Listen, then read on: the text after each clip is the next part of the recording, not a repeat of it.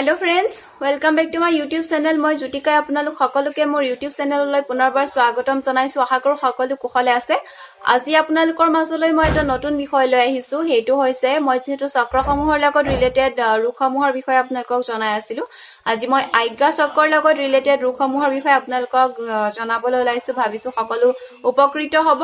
তো আহকচোন আমি জানো আজি আজ্ঞা চক্ৰ ক'ত অৱস্থিত। আজ্ঞা চক্ৰ আমাৰ দুই চেলাউৰীৰ মাজৰ এই অংশটোত আমাৰ আজ্ঞা চক্ৰ অৱস্থিত হয়।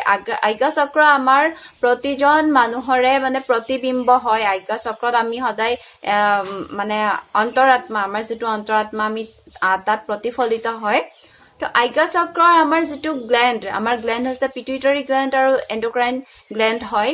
ইয়াৰ ৰং হৈছে নীলা আৰু ইয়াৰ লগত জড়িত আমাৰ যেটো অংগ হৈছে আমাৰ মগজুটো হৈছে আজ্ঞা চক্ৰৰ লগত জড়িত অংগ।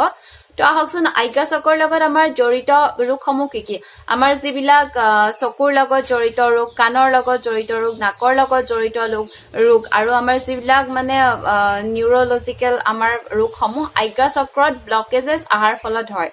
তো আজ্ঞা চক্ৰত আমাৰ যেতিয়া ব্লকেজেছ আহে তেতিয়া আমাৰ চকুৰ লগত জড়িত ৰোগ যেনে আমি কম দেখা পোৱা, আমাৰ ব্লাইণ্ডনেছ অন্ধতা আহিব পাৰে, গ্লুকমা প্ৰব্লেম হ'ব পাৰে আৰু ইয়াৰ লগতে ওচৰৰ বস্তু দেখা দূৰৰ বস্তু নেদেখা বা দূৰৰ বস্তু দেখা ওচৰৰ বস্তু নেদেখা এনেকুৱা ধৰণৰ আমাৰ চকুৰ লগত সম্পৰ্কিত ৰোগসমূহ হ'ব পাৰে।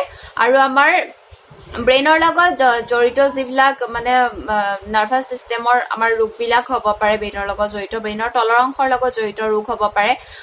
যেনে ধৰক আপুনি বহুত পঢ়া শুনা জানে, বহুত কথা জানে, কিন্তু জানি শুনিও আপোনাৰ এনেকুৱা এটা অনুভৱ হয় যেন আপুনি সেইসমূহ কাৰো আগত ক'ব নোৱাৰে, ক'ব নোখোজে। এনেকুৱা ধৰণৰ যিটো আমাৰ ফিলিংছটো আহে, ডিপ্ৰেছনৰ আমাৰ যিটো ভাৱনাত্মক ৰোগ ডিপ্ৰেছনৰ প্ৰব্লেম হয় আমাৰ, আৰু লগতে সাইনাছৰ প্ৰব্লেম হয়, মাইগ্ৰেইনৰ প্ৰব্লেম হয়। এই সমস্যাসমূহ আমাৰ আজ্ঞা চক্ৰত যেতিয়া ব্লকেজেছ থাকে তাৰ ফলত আমাৰ হয়।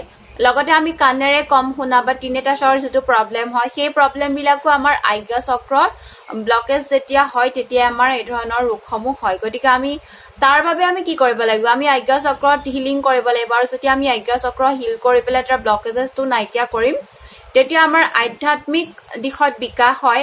আৰু আমাৰ আজ্ঞা চক্ৰৰ যেতিয়া ব্লকেজেছ নাইকিয়া হয় তেতিয়া আমাৰ কি হয়, আমাৰ ভৱিষ্যতে ঘটিবলগীয়া ঘটনাসমূহৰ বিষয়ে আমি আগতীয়াকৈ আগজাননী পাওঁ।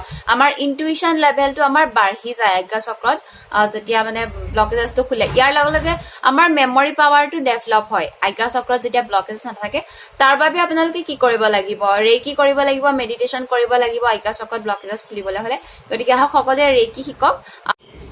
আজিলৈ ইমানখিনি আছিলে আজ্ঞা চক্ৰ সম্বন্ধিত ৰোগসমূহ। ইয়াৰ পিছৰ ভিডিঅ'ত মই মোৰ বাকি চক্ৰসমূহৰ লগত ৰিলেটেড বেমাৰসমূহৰ বিষয়ে আপোনালোকক জনাম। তো আজিলৈ আহিছো, ধন্যবাদ।